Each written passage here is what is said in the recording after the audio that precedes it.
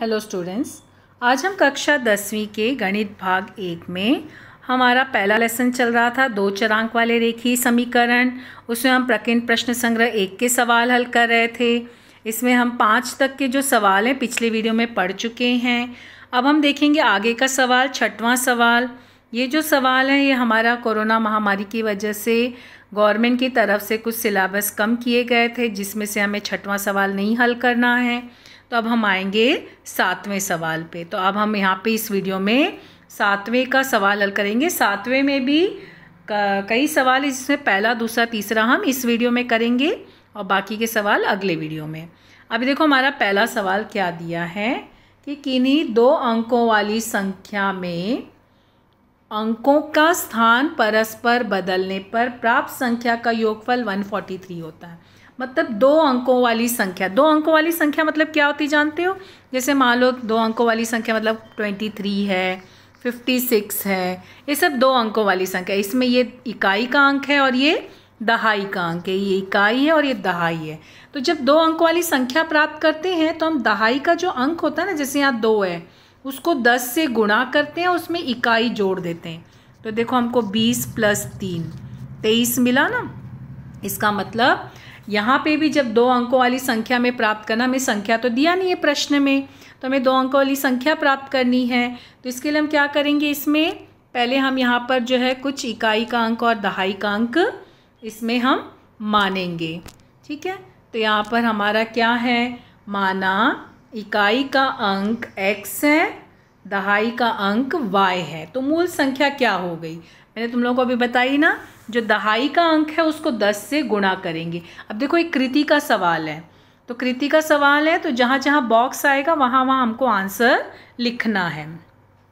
और अंकों के परस्पर स्थान परिवर्तन से प्राप्त संख्या। तो अब देखो जैसे यहाँ पे इकाई का अंक x है और दहाई का अंक जो है y है, ये हमारी संख्या हुई ना।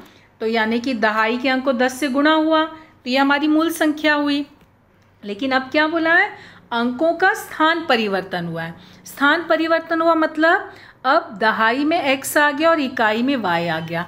इसका मतलब दहाई के अंक को 10 से गुणा करेंगे। ठीक है, तो ये इस तरह से हल हुआ सवाल। फिर उसके बाद हमारा जो है आगे दिया है प्रथम शर्त के अनुसार।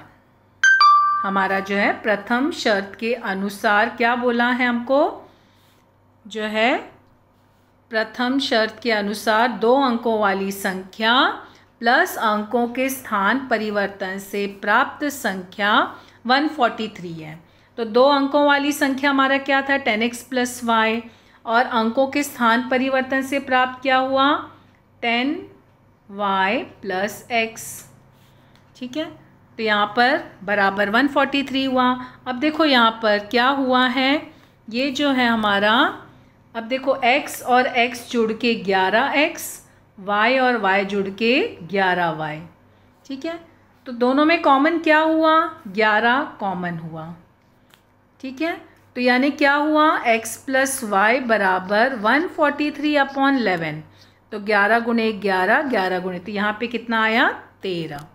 तो यहाँ पे हमारा आंसर कितना आएगा, 13, x + y। यहाँ पे हमारा क्या आया, 10y + x, यहाँ पे 11x, 11y और x + y बराबर 13। ये हमारा पहला समीकरण हुआ। अब दूसरा समीकरण क्या बोला है, इकाई का स्थान का अंक बराबर, इकाई का जो स्थान है वो दहाई के अंक से 3 अधिक है। तो इकाई का अंक हम x माने हैं, दहाई का अंक हम लोग क्या माने हैं, y। तो यहाँ x + x = y + 3। y को पक्षांतर किए तो यहाँ देखो x - y बराबर 3 हो गया। तो इस तरह से हमारा, चूँकि कृति का सवाल है तो हमें बॉक्स में भरते जाना, लेकिन अगर कहीं कैलकुलेशन आया तो कैलकुलेशन करके दिखाना। जैसे यहाँ पे कैलकुलेशन आया ना, तो यहाँ क्या हो जाएगा, x + y बराबर 143/11, तब इसको लिखेंगे। ठीक है, ये हमको शो करना है इसके नीचे। और फिर उसके बाद हमारा क्या हो जाएगा, यहाँ पर आगे देखो, अब हमें 2 समीकरण मिले ना, समीकरण 1 और समीकरण 2। यहाँ पे 13 है और यहाँ x - y बराबर 3 है। तो अब ये दोनों समीकरण को क्या किया, हमने जोड़ा। लेकिन जब हम जोड़े तो हमें दिखाना है ना, हमें इसको जोड़ के दिखाना है। हमारा पहला समीकरण क्या है, एक और दो को जोड़ने पर फिर हमें शो करना है। हमें लिखना है x + y = 13 और x - y = हमारा दूसरा समीकरण क्या था, उसको जो है हल करेंगे हम लोग। तो यहाँ पर x - y = 3। अब हमें जोड़ना है तो ये दोनों कट गया, x और x जुड़ के कितना हुआ 2x, 13 और 3 जुड़ के कितना हुआ 16। तो यानी कि 2x = 16। तो पहले ये हल करके दिखाना, फिर इसको लिखना। ये लिखोगे ना, इस समीकरण 1 तथा 2 को जोड़ने पर फिर ये पूरा शो करना और फिर 2x = 16 लिखना। फिर x बराबर कितना आया, हमारा x = 8। ठीक है। फिर उसके बाद x = 8 समीकरण 1 में रखने पर, चूँकि कृति का सवाल ये सब लिखा हुआ है, ये सब लिखा हुआ, तो जैसे से लिखा वैसे अभी समीकरण 1 में रखने पर, तो यहाँ पर x = 8, यहाँ क्या आया y, तो y बराबर क्या हो जाएगा, अभी यहाँ हमको दिखाना हल करके, y बराबर क्या होगा 13 - 8। ये जो है हमें आगे हल करना होगा। अलजेब्रा का क्वेश्चन है ना, चाहे कृति का सवाल हो चाहे कोई भी सवाल हो, कैलकुलेशन बताना ज़रूरी है। 13 में से 8 घटा तो कितना हो जाएगा 5। तो y का मान कितना मिला 5। ठीक है, कृति का सवाल है तो हमें बॉक्स में लिखना है। फिर अभी हमारा क्या हो जाएगा, यहाँ पर मूल संख्या क्या हो गई 10y + x। ठीक है, y का मान हमको कितना मिला था 5, तो 10y यानी कि 50 होगा ना, 10 × 5। तो अभी यहाँ पे हमको शो करके दिखाना है 10 × 5 प्लस यहाँ पे 8 x का मान, ये दिखाना हल करके। फिर ये 50 + 8 58। ठीक है, तो ये हमारा देखो अभी कैसे हल करना ये हम दिखाएंगे। माना इकाई का स्थान बराबर x, दहाई का y, तो 10y + x, ये सब हल करके दिखाना है। फिर अंकों के स्थान परिवर्तन से प्राप्त संख्या, फिर उसके बाद तुम्हारा जो है पहली शर्त के अनुसार क्या बोला है, 2 अंकों वाली संख्या और अंकों के स्थान परिवर्तन से प्राप्त, तो 10y + x, 10x + y = 143। इस तरह से लिख के दिखाना है।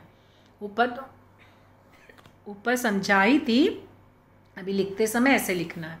फिर ये दिखाए, फिर यहाँ पे लिखना है x + y = 143/11, ये दिखाना, फिर ये लिखना। ठीक है, अब उसके बाद हमारा क्या हो जाएगा, दूसरी शर्त के अनुसार, दूसरी शर्त हमारी क्या है, इकाई का स्थान बराबर दहाई का अंक +3, तो ये लिखे हमने, तो x - y = 3। फिर हम लोग यहाँ पे समीकरण हल करेंगे 1 और 2 को जोड़ने पर। अभी तुम लोगों को दिखाई ना कैसे हल करना है, तो तुम्हारा समीकरण x + y = 13 और फिर x - y = 3, जोड़े 2x = 16। ठीक है, फिर उसके बाद क्या हो जाएगा तुम्हारा x = 16/2, यानी x = 8, ये मान हो गया x का। फिर x का मान क्या करेंगे, x का मान समीकरण 1 में प्रतिस्थापित करने पर, तो x + y = 13, फिर ये तुम्हारा मूल संख्या। ठीक है, अब हमारा अगला सवाल देखो क्या है, दूसरा सवाल। देखो कृति का सवाल है तो ध्यान से हाँ सब कैलकुलेशन दिखाना, और जहाँ बॉक्स है उसमें जो मान रखना वो रखना। दूसरा सवाल क्या बोला है, कांताबेन ने दुकान से 1.5 किलो चाय की पत्ती और 5 किलो शक्कर खरीदी। दुकान आने जाने के लिए उन्हें रिक्शा का किराया 50 रुपये देना पड़ा, यानी कुल 700 रुपये का खर्च किया। मतलब उन्होंने क्या किया, 1.5 किलो चाय की पत्ती खरीदी, 5 किलो शक्कर खरीदा और रिक्शे वाले को 50 रुपये दिया, तो ऐसे उनका 700 रुपया खर्च हुआ। फिर बाद में उन्हें समझ में आया कि यह वस्तुएं ऑनलाइन ऑर्डर देकर घर में पहुंचा के मिलता है, तो अगले 2 महीने उन्होंने अब क्या किया, उन्होंने 2 किलोग्राम चाय की पत्ती, 7 किलोग्राम शक्कर ऑनलाइन मंगवाया और 880 रुपये उन्होंने खर्च किए। तो चाय की पत्ती और शक्कर का प्रति किलोग्राम दर ज्ञात करना है। तभी हम क्या करेंगे, पहले तो हमें मानना है ना, तो हम क्या करेंगे, माना चाय की पत्ती जो है प्रति किलोग्राम x रुपये और शक्कर प्रति किलोग्राम y रुपये। मतलब हमको क्या करना है, किसी एक को चरांक मानना है ना, x, एक को x माने और एक को y माने। यानी 1.5 किलोग्राम चाय की पत्ती का मूल्य कितना हुआ। अब उन्होंने जब वो गई तो 1.5 किलोग्राम चाय की पत्ती ली, तो और x उसका जो है मूल है, तो कितना हो गया 1.5x, 1.5 किलोग्राम। तुम चाहो तो ऐसे भी लिख सकते हो 1/2x, 1.5 यानी इस तरह से हो ना, 1 और आधा, तो कितना हो गया 3/2x। तो तुम इसको 3/2x करके भी ले सकते हो पॉइंट में, लेकिन मोस्टली पॉइंट का जो है कैलकुलेशन समीकरण में नहीं हल हो पाता ना, इसके लिए तुम लोग क्या करना, 3/2x लेना, इसको मत लेना, यहाँ पे लिखना 1.5x। अब 5 किलोग्राम शक्कर का मूल्य 5y, क्योंकि y का प्रति किलोग्राम दर y है ना। अब पहली शर्त के अनुसार क्या बोला है, देखो पहली शर्त में क्या बोला है कि 1.5 किलोग्राम चाय की पत्ती का मूल्य प्लस 5 किलोग्राम शक्कर का मूल्य और रिक्शा का किराया बराबर कुल खर्च। मतलब उन्होंने जो है 1.5 किलोग्राम यानी कि 3/2x, उन्होंने क्या किया 3/2x, ठीक है, ये चाय की पत्ती लिया, 5 किलोग्राम शक्कर यानी 5y, और उन्होंने रिक्शा का किराया उन्होंने कितना दिया था 50 रुपये, और उनका कुल खर्च कितना हुआ था वहाँ पे 700 रुपये। तो पहली शर्त के अनुसार हमारा ये समीकरण बना। तो अभी ये कैसे लिखोगे, 3/2x प्लस 5y ऐसी रहेगा, और 50 को पक्षांतर करोगे तो -50, तो कितना हो गया 3/2x plus 5y is equal to 650।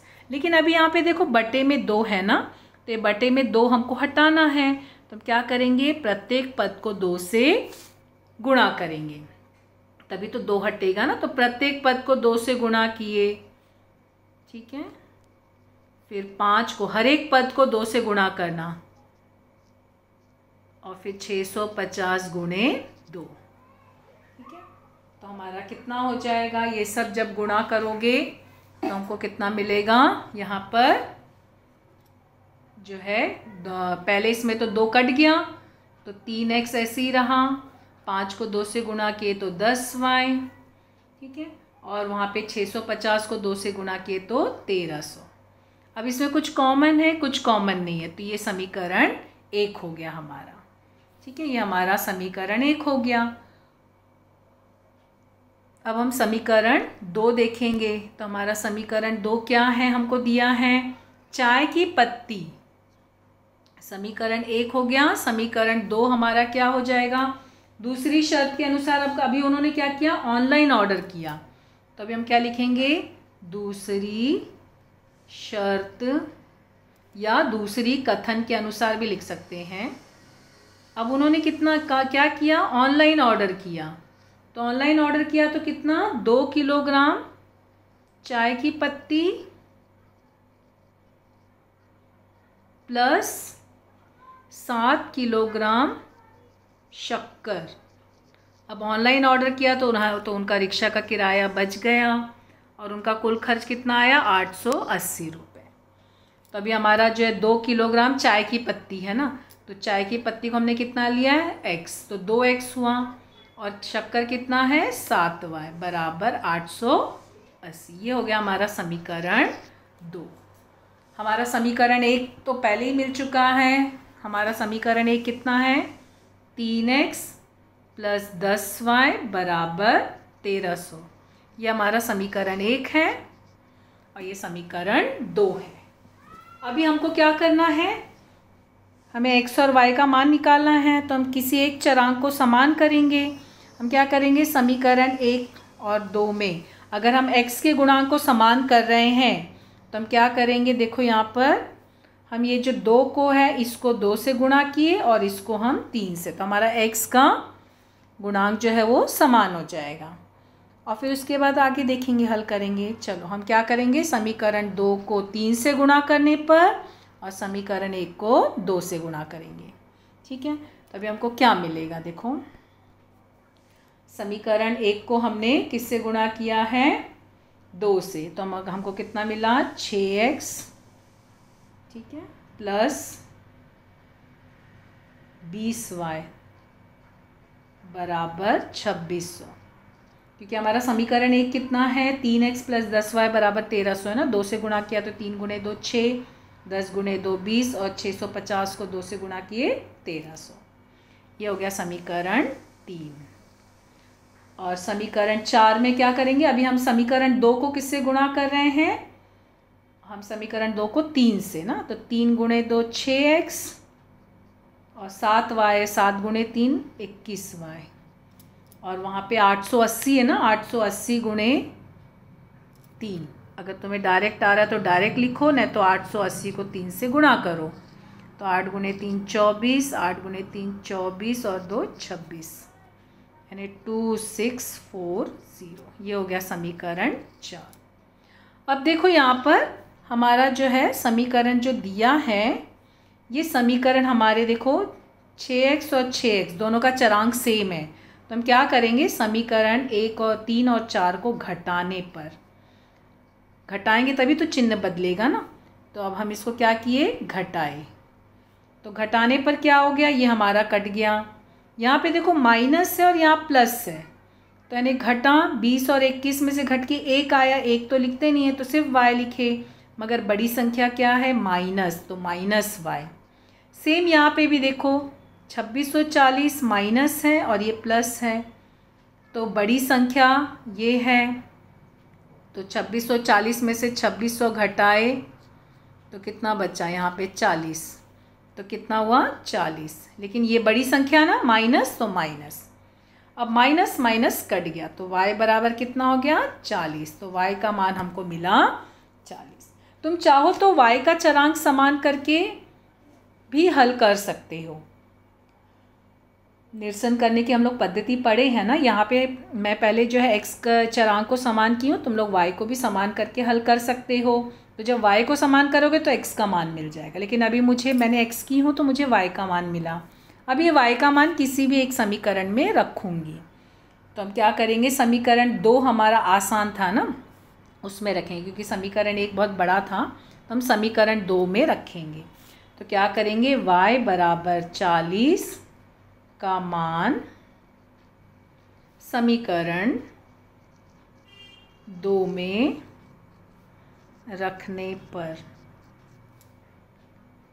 तो हमारा समीकरण 2 क्या था, 2x प्लस 7y, y की जगह हम क्या लिखेंगे 40 बराबर 880। तो ये 2x ऐसे ही रहेगा, 7 गुणे 40 कितना हुआ 7 4 28, यानी 280 बराबर 880। पक्षांतर करोगे, 2x बराबर 880 माइनस 280, तो कितना मिला, 2x बराबर देखो यहाँ पे 600, तो x कितना हो जाएगा 600 बटे 2, तो x का मान हमको कितना मिला 300, y का मान हमको 40 मिला और x का मान जो हमको 300, यहाँ पे देखो ये कटा ना 300, ठीक है। तो अब जो है हमारा x का मान 300 हमको मिल गया है और y का मान हमको 40 मिला है। x हमारा क्या है, शक्कर का कीमत है, और y हमारा x हमारा चाय की पत्ती है और y जो है वो शक्कर की कीमत है।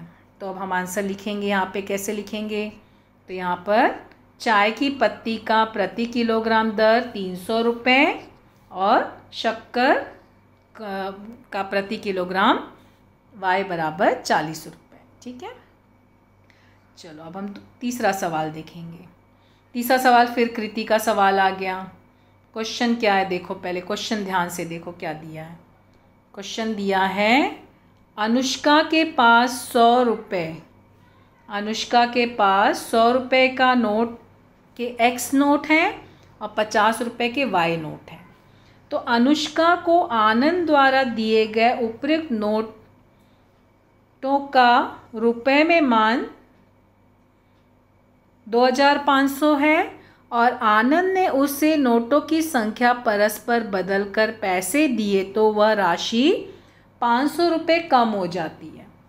मतलब अनुष्का ने क्या किया, आनंद द्वारा दिए गए जो नोट हैं वो सब नोट उसके पास कितने हैं, 2500 रुपये हैं टोटल। ठीक है, तो हम क्या करेंगे, हमें तो दिया ना 100 रुपये के एक्स नोट हैं और 50 रुपये के वाई नोट हैं, यानी कि टोटल नोट 100 रुपये के एक्स नोट है। तो यानी कुल मूल्य कितना हो गया, कुल कितने हो जाएंगे 100 एक्स और ये कितने हो जाएंगे कुल 50 वाई, ये कुल होगा ना। और फिर उसके बाद शर्त के अनुसार ये यहाँ पे क्या हो जाएगा हमारा, पहली शर्त क्या हो जाएगी, यहाँ पे 100x प्लस 50y बराबर 2500। अभी हम हल करेंगे आगे, ये बता रही हूँ कैसे समीकरण बना। और यहाँ पे क्या हो जाएगा हमारा, क्या बोला है, उस नोटों, उसने अभी क्या किया, नोटों की संख्या को पैसे में दे दिया तो राशि उसकी क्या हो गई, कम हो गई ना, कम हो गई। अभी उसने चेंज कर दिया ना, नोटों की संख्या में बदल कर दिया, तो बदल कर दिया तो अभी क्या हो गया, 100x की बजाय क्या हो गया 50x हो गया और ये 100y हो गया। और जो राशि 2500 थी ना उसमें से 500 कम हो गया, यानी 2000 हो गया। तो ये हमारा समीकरण 1 और 2 बना। अब इसको हमें हल करना है। तो अभी हमें देखो यहाँ पे क्या करेंगे, आनंद ने अनुष्का को 100 रुपये के एक्स नोट दिया, 50 रुपये के वाई नोट दिए। तो क्या हो गया, एक्स रुपये का कुल मूल्य 100x और 50 रुपये का कुल जो है 50y। तो पहली शर्त के अनुसार क्या हुआ, 100x प्लस 50y बराबर 2500। इसमें ये चाहो तो तुम इसी को ही समीकरण 1 रखो, चाहो तो इसमें से कुछ कॉमन है, देखो कॉमन क्या है, 50 कॉमन है ना, तो 50 से भाग दे दो हर एक पद को। तो देखो 100 को 50 से भाग दिए तो 2x, 50 को 50 से भाग दिए तो 1y और इसको 50 से भाग दिए तो 50 मिला। तो ये हो गया हमारा समीकरण 1।